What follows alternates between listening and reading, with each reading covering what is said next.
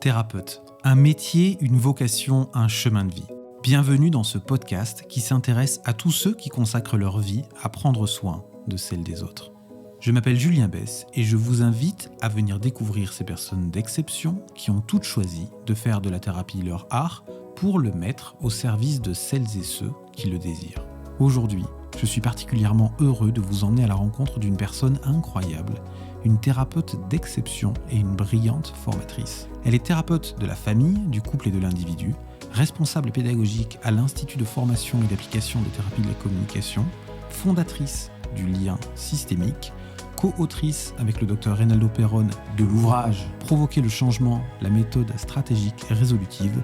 Vous l'aurez compris, il s'agit de Yara Doumit Naufal. Plutôt que de m'éterniser, je vais vous laisser tout de suite en sa compagnie à travers la première question que je lui ai posée et qui avait rapport avec son parcours. Je peux dire que je voulais être médecin sans frontières, plutôt pédiatre sans frontières. Et c'était un rêve que j'ai pu porter en moi des années pendant que j'étais au lycée, à l'école, au collège. Donc vraiment assez tôt, je voulais soigner des enfants. Ouais, j'ai tout essayé pour entrer en médecine. Et pratiquement, j'ai pas pu passer le concours, j'ai pas été acceptée en France. Et je me suis inscrite à l'année où on est dans 400 dans un amphithéâtre, un peu l'année de base, quoi, qui existe un peu en France aussi. Et à la fin de l'année, j'avais un choix entre partir pour une mission humanitaire et passer le concours à la fin de l'année. Et donc, je m'étais dit, peut-être, j'aurais pas une grande chance à passer ce concours. Donc, vaut mieux que je parte en mission humanitaire et qu'après, je puisse faire des études en service social que je compléterai avec un matériel plutôt du côté de la médecine sociale, des cours un peu médicaux. De ne plus passer mon concours parce qu'il y avait la mission dans la balance.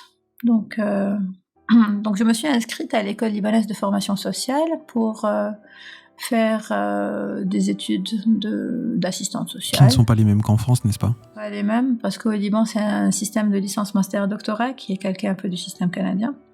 Donc, on est, au niveau de la licence, on est assez polyvalent. Chaque année, on se forme à l'intervention et à la méthodologie d'intervention, mais soit de ce qui est accompagnement de l'individu, de la famille, soit l'accompagnement des groupes, soit l'accompagnement des communautés. Et après, au niveau master, on se spécialise dans l'une de ces trois dimensions. Donc, je m'étais spécialisée j'ai fait un master d'expertise en intervention et médiation familiale. Et j'avais déjà été initiée à l'approche systémique. Et donc, au banc de l'école libanaise de formation sociale, en première année, au tout début de l'année, j'étais en première année, et il y avait un intervenant étranger qui venait donner des cours pour les troisième années et pour le master, mais qui donnait une conférence ouverte au public. Et j'étais très enthousiaste d'aller découvrir, voilà, qu'est-ce qui se passe à l'université, les conférences et tout. Et donc, ce fut ma première rencontre avec Reynaldo Perón. Ce jour-là, c'était une conférence sur les registres affectifs et éducatifs. Donc, j'ai suivi la conférence avec beaucoup de concentration et tout. Et je me suis dit, un jour, je vais travailler avec ce bonhomme. Tu t'es dit ça dès le premier jour? Dès le premier jour, on n'a pas échangé ensemble. Mais j'étais sûre qu'un jour, je vais aller travailler avec lui. Et puis, j'ai attendu la troisième année. Il est venu nous donner un cours sur la systémique, sur l'entretien, les 3 étapes de l'entretien, tout ça. Et là, j'étais dans la certitude, en fait. Je l'attendais. Je me disais, c'est le bonhomme avec qui je vais travailler. Donc, il revient pour un cours pendant plusieurs jours à l'université. Et puis, il est revenu au niveau master. Et après, ce projet mûrissait en moi. J'avais la certitude que je voulais être une pionnière de l'approche systémique au Liban, que je vais être une porte-parole de l'IFAD, voilà. Et donc, j'avais pas les moyens à l'époque. Donc, fallait venir en France, fallait rester plusieurs mois. Et donc, une amie française me propose d'envoyer une lettre de raconter ma condition et de voir qu'est-ce qu'ils peuvent me répondre. Et j'ai reçu donc une réponse qui me dit « Tu viens, tu es exonéré des frais d'inscription, tu logeras à tel endroit, tu auras 2 accompagnateurs, un qui t'accompagnera de point de vue pédagogique et puis quelqu'un d'autre s'occupera des détails de ta vie en France pour ton confort et toute la période. Donc tu ne manqueras de rien et tu viens. » Et c'était un moment vraiment très charnière de ma vie. Parce que c'est là où s'est tracée toute ma carrière future. J'étais en immersion totale, en formation et en consultation. Parce que Reynaldo, il m'emmenait partout, dans son cabinet, dans ses formations, que ce soit à l'IFATC ou les interventions dans les institutions. Il a tenu vraiment à ce que je connaisse les grands noms, en quelque sorte. Et à chaque fois où il y avait une formation ou un colloque, où il y avait des personnes reconnues dans d'autres instituts, des personnes qui ont beaucoup conceptualisé tout ça, il œuvrait à ce qu'il m'envoyait, au fait. Les rencontrer et mettre des visages sur ces noms-là que je pouvais lire dans les livres. Et c'était un moment de grande immersion en systémique et à cette époque-là, c'était le tournant entre les transparents qu'on projetait sur les murs et les PowerPoint. Et Liliana et Reynaldo avaient des tonnes de classeurs de transparents qu'ils voulaient transformer en présentation PowerPoint. Et moi, j'ai tout tapé leurs classeurs. Et donc, c'était un régal pour moi. Parce que le peu de temps qui me restait, j'étais en train de classer, d'arranger les contenus des formations. Et je me souviens, il y avait une sorte de jeu entre Reynaldo et moi, dans le sens où dans les formations, il savait que, par exemple, il y avait un contenu que j'ai pu voir 1-2 fois à travers d'autres formations, tout ça. À des moments, il s'arrêtait pendant la formation et il me disait « Continue ». Et il attendait à ce que j'explique les concepts aux autres. Et c'était toujours avec une grande bienveillance, parce que je savais que quoi que je dise, il allait me sauver la face. Et quoi que je dise, il trouvera toujours une tournure pour arranger sans que les autres puissent savoir que j'étais à côté de la plaque. Et ce fut un jeu très agréable, parce que petit à petit, il m'amenait à parler, à prendre la parole devant tout le monde, voilà. Et en même temps, il m'a beaucoup poussée à faire des consultations pendant mon séjour ici, des consultations que je filmais et qu'il pouvait superviser après. Et comme il n'était pas tout le temps avec moi dans ces consultations, donc c'était un moyen aussi de pouvoir voir mon avancement et réfléchir sur comment j'étais en train de me construire. Et donc je suis revenue au Liban après cette formation. J'ai fait une première soutenance en France et puis il a tenu à ce que je fasse une deuxième soutenance à l'université où au Liban, où je l'ai rencontré. Et il m'a constitué tout un jury, donc de la directrice de l'école sociale, avec tous les chefs de département, vraiment il a tenu à ce que je fasse un grand buffet avec du champagne. Ah, c'était le moment symbolique. Oui, vraiment, pour un moment de consécration en quelque sorte, où il pouvait me faire valoir dans une communauté au Liban où je pourrais me frayer après un chemin. Et depuis mon retour, donc j'ai commencé à travailler un peu l'approche systémique au Liban, et puis depuis 2010, il m'invitait à venir donner des formations en France régulièrement, plusieurs fois à l'année, ou participer à des colloques ou des tables rondes. Et il y avait toujours la proposition que je vienne pour qu'il me prépare petit à petit à pouvoir continuer dans la même lignée de conceptualisation, de réflexion, voilà. Et donc j'avais l'invitation de venir ici, m'installer et travailler à l'IFATC, sauf que entre-temps j'ai fait beaucoup d'enfants. Beaucoup, combien? J'ai fait 4 enfants. 4 enfants. Et donc, à chaque fois où il y avait une invitation, il y avait un projet d'enfant, quoi. Donc, et je remettais. En fait, de retour de la France, il y a des personnes, des psychomotriciennes, des personnes qui étaient à côté de moi qui me disaient c'est dommage tout ce que tu as appris en France que tu ne l'enseignes pas au Liban. Ça pourrait intéresser beaucoup de personnes. Et ils m'avaient encouragée à lancer l'appel, quoi, à proposer une formation de quelques jours pour voir s'il y a des gens qui pourraient être intéressés. Donc je me suis dit, allez, on va faire un truc un peu d'initiation, donc la formation initiale à l'accompagnement des familles. Et c'était une formation de 35 heures. Et à l'époque, il n'y avait même pas encore le lien systémique. C'était à mon nom personnel sur LinkedIn. J'avais posté ça. Et les personnes venaient, mais ils ne me connaissaient pas, donc je ne parle même pas de succès. C'était peut-être un bon moment avec un phénomène de groupe qui s'est fait. Les gens ont pu s'encourager les uns les autres. Et puis, il y avait des gens qui venaient du nord du pays, du sud du pays, qui prenaient des heures de choses qui, quand même, à l'échelle du Liban, quand même, c'est pas quelque chose qui est très courante, où les gens s'organisaient autant pour venir suivre une formation. Du moins, c'était ma représentation de l'époque. Et donc, j'avais divisé ces gens en 5 groupes et c'est comme ça que l'idée du lien systémique a pu voir le jour quand j'ai vu que les gens étaient intéressés à venir et tout. J'ai invité Reynaldo et Liliana plusieurs fois à intervenir au Liban aussi parce que quand même pour les formations c'était au nom de l'IFAD que c'était important qu'il puisse y avoir les personnes emblématiques de l'IFAD qui puissent intervenir.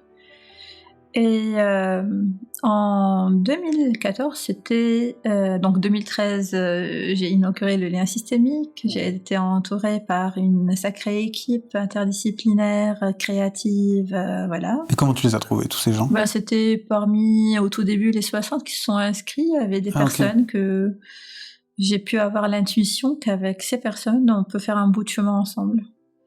Et ces personnes, c'est vraiment comme une communauté. Ils sont restés, elles étaient assez impliquées, assez créatives, fidèles, studieuses, à vouloir vraiment se former. La majorité sont venues aussi en France pour se former sur différents modules, puis elles sont revenues au Liban. Donc il y a eu vraiment ce va-et-vient entre l'IFAD qui est le lien systémique, qui a pu asseoir un peu une notoriété pour le lien systémique au Liban et voilà. Donc 2013. 2014, Reynaldo me dit tu vas venir en France. Quand est-ce que tu vas venir ? Là, t'as fait beaucoup d'enfants. Et donc, on a commencé le parcours du combattant pour pouvoir faire mes papiers, parce que en tant que Libanaise, il faut demander des visas. C'est très compliqué de pouvoir voyager, sortir, surtout pour des longs séjours, voilà. Et pendant... donc ça a pris plus qu'1 an, la préparation de mes papiers, toute une démarche à l'IFAD qu'en France pour me recruter, parce qu'il faut recruter des Français, puis ouvrir aux Européens, et après ouvrir au tiers-monde. Donc il fallait faire toute une démarche de recrutement pour arriver à moi. Et ça a été fait. Je pense que les étoiles se sont alignées. Et donc la thérapie, c'était quelque chose quand même qui m'a beaucoup passionnée. Depuis longtemps ? Depuis assez longtemps. La systémique, c'est une pensée très complexe et j'aime tout ce qui est complexe. Donc ça convenait beaucoup à ma structure mentale, à comprendre les enjeux, à comprendre les patterns communicationnels qui existaient dans les familles, à pouvoir définir le problème en termes résolvables. Donc c'est quelque chose qui me stimule énormément de point de vue cognitif et en même temps où je peux m'inscrire moi-même aussi dans les thérapies, dans mon empathie, dans le système thérapeutique que je peux construire avec les personnes que j'accompagne, les familles. Donc, c'est un domaine où on peut pas s'ennuyer, où on apprend tout le temps. Et on apprend tout le temps, pas que de nouvelles théories, de nouvelles histoires, de nouvelles narratives, mais tout ça amène à des informations sur soi. Et on apprend beaucoup sur qui on est Et on se voit comment on se métamorphose au fil des années avec toutes les personnes qu'on a pu accompagner et comment chaque intervention, chaque a pu laisser des briques en nous, a pu nous faire voir, découvrir un peu différemment la construction du monde des uns des autres et de soi. Et ça me fascine de voir comment les gens pensent, comment ils construisent leurs problèmes, comment ils réagissent ensemble. C'est un étonnement où on peut jamais arriver à une satiété, à dire j'ai fait le tour, maintenant j'ai tout compris, parce que la première chose en tant que thérapeute, c'est de se mettre dans une position à se dire je ne sais rien et je ne vais jamais comprendre, quoi. Oui, c'est clair que s'il y a bien une discipline dont on n'a jamais fait le tour, c'est bien celle-là. Et une autre question, est-ce qu'il y a des éléments peut-être d'ordre plus personnel qui t'auraient conduit à t'intéresser ou en tout cas à venir développer tes compétences dans le champ de la thérapie ? Je pense qu'on n'arrive pas à la thérapie comme à la psychologie, comme à beaucoup des domaines par hasard, quoi, tu vois. Et je pense que dans ma famille, il y avait tout un chantier qui m'a assez tôt rodée à devenir thérapeute naturellement. Donc à analyser, à comprendre, à prendre de la distance, à trouver des moyens de guérison à l'échelle où ça se posait. Donc je pense qu'il y a toute une prédisposition qui vient de nos histoires personnelles. Et je pense que la fibre sociale aussi a beaucoup contribué, parce que moi je ne dissocie pas nécessairement la fibre sociale et la thérapie, parce que l'une m'a menée vers l'autre, et la thérapie ce n'est qu'un perfectionnement dans le champ du social, voilà. Et je pense qu'il y a toute la question d'être né dans un pays de guerre, avec des 18 communautés qui cohabitent ensemble, donc avec une disparité au niveau social et économique dans le pays, où ça fait des électrochocs en marchant dans la rue, où on voit vraiment une disparité, l'injustice sociale, voilà. Et je pense que tout ça m'a donné un peu la fibre sociale. Et après, je pense qu'il y a une partie qui est un peu built-in, qui est un peu construite comme ça assez tôt, dans la façon de réfléchir et de voir le monde. Et je n'ai jamais été linéaire dans ma pensée. Donc il y avait toujours des nuances, c'est très important pour moi, les nuances, aller voir d'un côté, d'un autre, les dialectiques, j'aime beaucoup les dialectiques, comment des éléments contradictoires peuvent coexister, ça peut être bien. Et quoi faire avec tout ça. Donc je pense que j'avais eu une prédisposition aussi au niveau de ma cartographie mentale, de traiter les problèmes qui me venaient sous un angle plutôt complexe, quoi. Oui, tu avais déjà en toi en fait un potentiel qui n'attendait qu'à être activé, quoi, et qui a été activé bien plus tard. Et du coup, ça a un peu le sens de la prochaine question. Quel est le quotidien de la responsable pédagogique de l'IFATC ? Il n'y a pas deux journées qui se ressemblent, parce que j'ai plusieurs casquettes et donc je jongle entre les casquettes, les besoins, tout ça. En tant que responsable pédagogique, donc je participe et veille sur les contenus pédagogiques des formations qui se font, sur la création de nouveaux matériels, sur l'évolution du matériel, la formation des formateurs, l'accompagnement des stagiaires, les personnes qui sont en train de se former, l'accompagnement des promotions. Donc c'est un accompagnement qui peut être et individualisé et aussi groupal, pour voir l'évolution non seulement au niveau de l'individuation en tant que thérapeute, mais aussi avec toutes les crises par lesquelles peuvent passer les promotions, les personnes qui s'inscrivent pour devenir thérapeute. Donc l'accompagnement des mémoires, des protocoles, les soutenances. Je suis membre du jury de toutes les soutenances qui se font. Donc il y a tout un travail quand même sur la pédagogie, tout ça. Et à côté, il y a, en tant que formatrice, je donne beaucoup de formations, que ce soit à l'IFAT, que ce soit dans les institutions. Je fais beaucoup aussi d'analyse de la pratique professionnelle dans beaucoup d'institutions. Et je fais de la thérapie individuelle du couple et de la famille à l'UDCF, l'unité de développement des compétences familiales. Donc mes journées, elles peuvent être assez longues. Je peux parfois commencer assez tôt et finir à des amplitudes un peu grandes. Et vraiment, la compétence pédagogique, elle est centrale dans ton travail. Et c'est quelque chose que tu fais admirablement bien. Et je me demande vraiment comment est-ce que tu as développé cette compétence-là, quoi. Parce que peut-être tu ne l'avais pas dans ta formation initiale. Et donc, du coup, est-ce que c'est quelque chose que tu as développé en autodidacte, que tu as appris sur le terrain? Comment est-ce que tu t'y es prise? Je pense qu'il y a plusieurs choses. La première chose, il y a la fibre IFADC. C'est un institut qui cherche vraiment la précision, qui cherche vraiment à ce que les choses puissent être consistantes, profondes, bien travaillées. Quand on travaille les contenus, les programmes, parfois pour trouver un mot, on peut prendre des heures. On revient, et puis on change encore, et on réfléchit, et on va aller... Donc c'est un vrai travail de recherche, de conceptualisation, donc j'ai appris à l'IFAT qu'à utiliser certaines zones de mon cerveau que j'ai jamais utilisées avant. Donc autant on cherche vraiment à perfectionner le travail, autant en contrepartie, dans notre credo, autant on travaille, autant on fait la fête.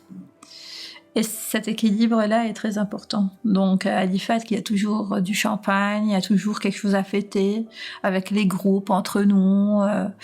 Et en même temps, j'ai pu bénéficier dans ma formation à l'école sociale de cours d'accompagnement des groupes restreints. Donc la dynamique des groupes restreints, tout ça. Et où il y a une locomotive qui est assez spéciale au niveau du fonctionnement des groupes, un cycle de vie d'un groupe, tout ça à garder en tête. Et c'est à partir de là où, petit à petit, avec l'expérience, j'ai pu composer entre l'essence de l'IFADC, donc l'esprit IFADC, entre mes cours sur l'accompagnement des groupes et mon intuition, à garder tout le temps en tête les deux versants qui sont le socio-affectif et le socio-opératoire, et comment en accompagnant les groupes, il faut faire un dosage permanent de ces deux dimensions qui permettent et la cohésion, et l'individuation, et la créativité, et à ce que chacun puisse devenir qui il est dans un groupe. Pour les gens qui ne connaîtraient pas le concept de manière très brève, est-ce que tu peux définir ce que tu entends par la différence entre le registre socio-opératoire et le registre socio-affectif, sans rentrer dans les détails bien sûr, parce que je sais que ça fait l'objet de toute une formation, mais juste pour que les personnes qui ne connaissent pas puissent en comprendre quelque chose. Donc le socio-opératoire, c'est toute l'organisation qui tournera autour de l'accomplissement de la tâche et ou les tâches qui découlent des objectifs et de la finalité que le groupe a et poursuit. Et le socio-affectif, c'est la dynamique relationnelle qui va se construire. Et donc, et l'une et l'autre se complètent. Donc, si le socio-affectif va mal, ça va impacter le socio-opératoire. Si le socio-opératoire avance lentement ou se complique, ça va impacter le socio-affectif.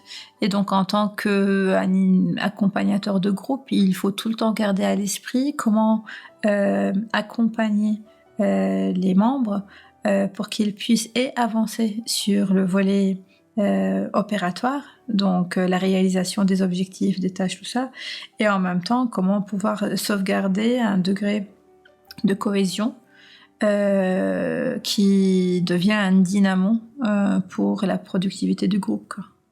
Tu as aussi beaucoup travaillé autour de la question du développement de la vie affective et sexuelle, notamment chez les enfants et les adolescents. Et je me demandais, si tu es d'accord pour répondre à cette question, comment est-ce que ça t'est venu? Comment est-ce que tu as construit tout ce programme de formation qui fait aujourd'hui partie du catalogue de l'IFAT? Je crois que c'est 5 jours de formation que tu proposes là-dessus et que j'ai trouvé vraiment particulièrement intéressant. Voilà, je me demandais comment est-ce que tu avais construit tout ça. J'ai été dans une association au Liban de bioéthique quand j'étais déjà fin collège, début lycée. Et ils s'intéressaient énormément aux questions de la bioéthique. Et ils nous formaient pour qu'on puisse faire de l'éducation par les pairs. Et donc, du coup, j'ai été très intéressée aux questions de la sexualité assez tôt. J'ai lu toutes les encyclopédies sexuelles qui existaient. J'étais presque au lycée la référence scientifique dans le domaine de la sexualité. Et après, donc j'avais une facilité à parler de la sexualité assez tôt. Et une fois j'ai eu ma licence et je voulais commencer à travailler, j'ai été assistante sociale scolaire. Et là, pareil, donc au Liban, comme tu l'as bien compris, l'assistance sociale scolaire, c'est pas pour l'administratif, c'est plutôt l'accompagnement des familles, des groupes, tout ça. Et j'étais convaincue qu'il fallait créer un programme d'éveil affectif et sexuel et de développement des compétences psychosociales qui commençait depuis la maternelle jusqu'en terminale. Et j'avais un peu le feu vert de la direction de cet établissement-là pour que je puisse faire tout ce que je veux au niveau des programmes, au niveau de la formation des professionnels, des profs, le travail avec les parents, les ateliers parents. Donc c'était vraiment une ouverture totale où on me faisait confiance et je pouvais innover, créer quelque chose qui n'existait pas encore dans les établissements scolaires au Liban. Et donc c'était un défi très stimulant pour moi.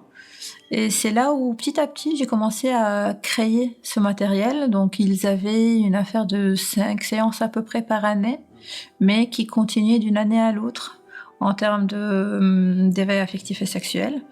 Et il y avait une fois par semaine des séances sur le développement des compétences psychosociales, dans laquelle il y avait des éléments, des programmes contre le harcèlement scolaire, l'orientation professionnelle. Donc ça englobait un peu tout. Mais assez tôt, les enfants et les jeunes apprenaient comme ils apprenaient le français, les mathématiques, ils apprenaient à communiquer. Et pour pouvoir mettre en place tous ces programmes, il fallait préparer le terrain, donc former tout le monde, former les parents, former les surveillants, former toute la communauté scolaire et construire pour chaque segment évolutif tout un matériel pour les adultes autour des enfants et des adolescents.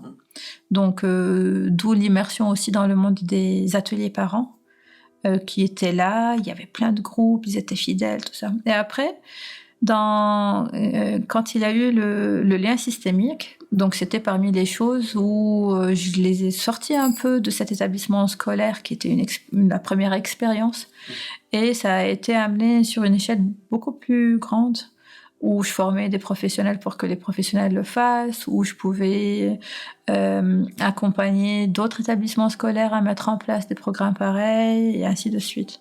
Et donc c'était évident pour moi, quand je suis arrivée à l'IFADC, ayant cette expérience dans le domaine, d'amener tout ça avec moi, quoi. Parce que c'était un peu mon patrimoine, ma signature, et comme l'IFADC m'avait beaucoup donné, c'était important aussi que je puisse beaucoup donner dans ce que j'avais pu réaliser.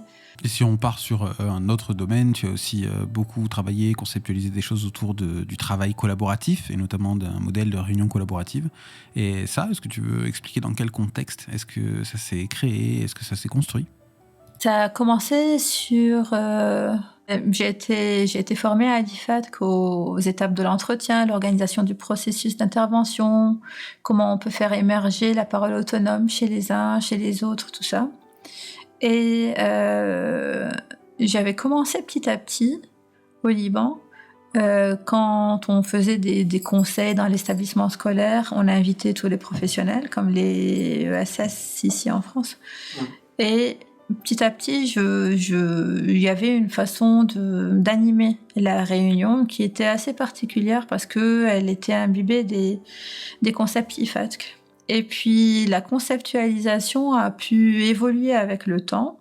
Et c'est pendant la formation en France, en institution, donc dans des ITEP, dans des CESAS, je voyais ce besoin émerger à travers les questions des stagiaires qui se formaient, où ils avaient des difficultés dans la gestion des réunions, ils subissaient des réunions, et donc petit à petit, accordant les concepts qui tournent autour de la collaboration avec le patrimoine IFAT sur l'organisation du processus, tout ça. Donc les réunions collaboratives ont vu le jour. Et puis ils ont été vraiment testés, amenés sur le terrain, avec des séances de modelage où on travaillait avec des familles sur cette manière particulière d'accompagner des groupes, tout ça. Et j'avais tout le temps les retours positifs du terrain, comme quoi, mais c'est formidable, on arrive vraiment à construire avec les familles en partenariat, qu'ils sont là non seulement pour signer le projet personnalisé de l'enfant, mais ils sont là dès le début jusqu'à la fin à réfléchir dans l'élaboration, l'évaluation, la rédaction, et ils sont porteurs aussi de ce projet au même piédestal que les professionnels. Et les professionnels entre eux, expérimentant cette façon de faire et de penser, au fait. Pour certains, ils ont été dans l'interdisciplinarité, donc ils se sont sortis de la pluridisciplinarité, de la coopération, et ils ont décloisonné leur discipline pour aller plutôt dans la collaboration et accepter à ce qu'ils ne soient pas experts dans leur discipline, mais plutôt des partenaires de réflexion où chacun il est dans la parité, de pouvoir amener un peu de lui et de pouvoir participer dans l'élaboration et la mise en place d'un projet porté par tous et duquel il est tout autant responsable que les autres. Et tu sais, il y avait une question que j'ai posée à Reynaldo quand j'ai eu la chance de l'avoir en face de moi comme j'étais en face de moi aujourd'hui. Et cette question, je l'ai posée à la fin du podcast, à la fin de l'enregistrement. Et du coup, ensuite, sa réponse m'avait beaucoup plu et je me suis dit que c'était assez original ce qui pouvait sortir vis-à-vis de cette question-là. Donc du coup, je l'ai reposée à tous les invités qui sont passés dans le podcast. Et donc, je vais te la proposer aujourd'hui, si tu es d'accord. Cette question, en fait, elle est liée à un film que tu sais que j'aime beaucoup, qui est symbolique pour moi à bien des égards, qui s'appelle Retour vers le futur, dans lequel les protagonistes ont une machine à voyager dans le temps. Et donc, du coup, la question est celle-là. Si jamais je te mettais dans les mains les clés de cette machine à voyager dans le temps, comment est-ce que tu t'en servirais ? Je pense que je n'utiliserai pas la machine parce que le présent contient le passé et tous ses attributs. Et pas besoin de revenir dans le passé pour avoir les attributs du passé. Et en même temps, si je me dis, peut-être si je reviens en arrière pour changer des choses, tout ça, je pense que rien n'est regrettable, tout est apprentissage. Et le passé a pu me façonner chacun. Et si je suis qui je suis ou les autres sont qui ils sont, c'est parce qu'on a osé vivre. Et donc je ne reviendrai pas dans le passé. Et je ne voyagerai pas dans le futur, parce que ça sera brûler les étapes qui vont constituer le futur. Et ça sera privilégier dans l'arbre de la vie une branche que les autres. Et peut-être à la privilégier dès maintenant, ça bloquerait l'expansion d'autres branches. Et je pense que ce n'est que le présent avec les attributs du présent qui va permettre à ces nutriments d'aller dans les différentes branches. Et puis certaines vont prendre un peu plus de lumière que d'autres choses, un dosage qu'on ne peut pas anticiper. Et j'aime laisser pour le futur la magie de le découvrir.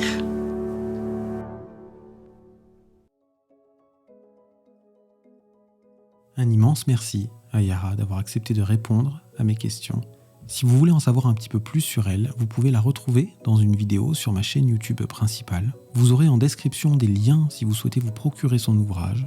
En ce qui me concerne, je ne peux que vous encourager à aller la découvrir lors de colloques et de formations si vous en avez l'occasion. Et en attendant de vous retrouver pour un prochain épisode de podcast, prenez bien soin de vous.